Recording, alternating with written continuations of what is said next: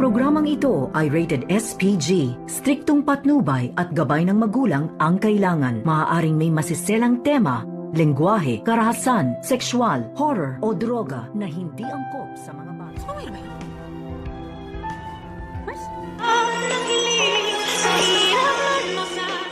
Narito na nga ang ating pagkaabangan ngayong Sabado sa Abot Kamay na Pangarap.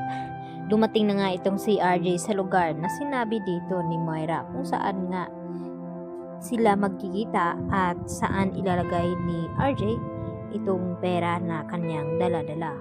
At pati na rin itong sina Regan at itong si Nurse Karen at Nurse Evan ay dumating na rin sa sinabing lugar dahil kinakailangan daw ni Annalyn ng tulong, kaya naman nag-disguise ang mga ito.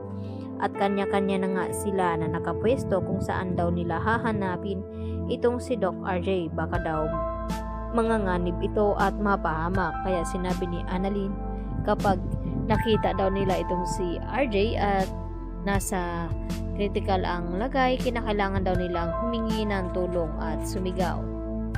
Subalit hindi pa nga nila nahanap itong si RJ. Samantala, pinaglalaroan naman ni Moira ang kanyang asawa na si RJ.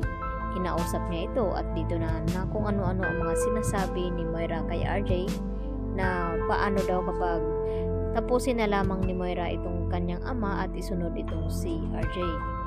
At tila nagdududa itong si RJ sa mga sinasabi ng kidnapper na iyon dahil kung ano-ano nga ang sinabi at parang kilalang kilala siya nito at nasabi nga niya na may asawa nga ito at kung ano ang gustong gawin sa kanyang asawa.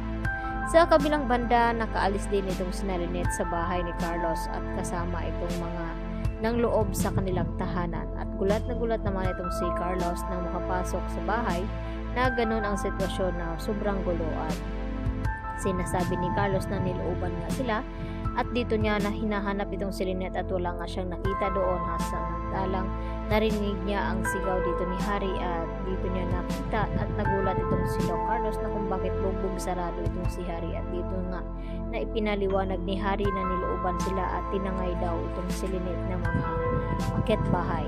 At dito na nag-alala ng gusto itong si Carlos kaya tumawag agad sila ng mga pulis upang imbestigahan ang mga pangyayari at kinakailangan nga daw mahanap nila agad ang asawa ni Carlos na si Lynette. At naroon nga sila sa bangko kung saan kukunin ni Lynette ang pera na kinakailangan ng mga hold-upper.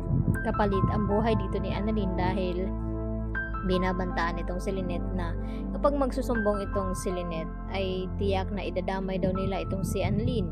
Kasamahan pala ni Dax ang kumukuha ng video habang nagkikita itong si Annalyn at itong si Doc Lyndon Javier. At dito nga natakot itong si Lynette na baka mapaano itong kanyang anak. Samantala dito naman sa kung saan nagkipagkita itong si RJ ay dito naman na nasa lubong dito ni Annalyn itong si Balahadja na nag-disguise bilang janitor at dito niya nga dinampot itong trash bag na pinaglalagyan ng pera ni RJ. Subalit hindi pa rin nakikita ngayon ni RJ ang kanyang ama na sinasabi ni Moira na nasa truck daw ng basura at bilis-bilisan daw ni RJ baka mamaya darating itong truck at hindi na niya maabutan ang kanyang ama.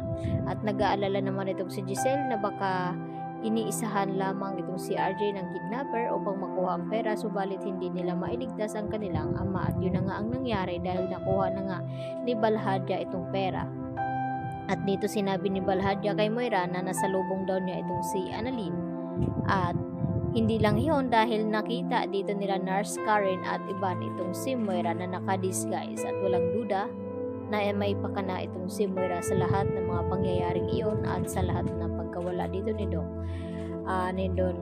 Don Pepe. Kaya agad nilang inireport ito kay RJ dahil naisahan nga itong si RJ at hindi nakuha at nailigtas itong si Don Pepe. Kaya yan po ang ating abangan bukas kung ano ang magiging kahinatnan na nabisto na nga ngayon itong si Moira na may pakana ng lahat. Yan lang po at marami pong salamat. Bye-bye!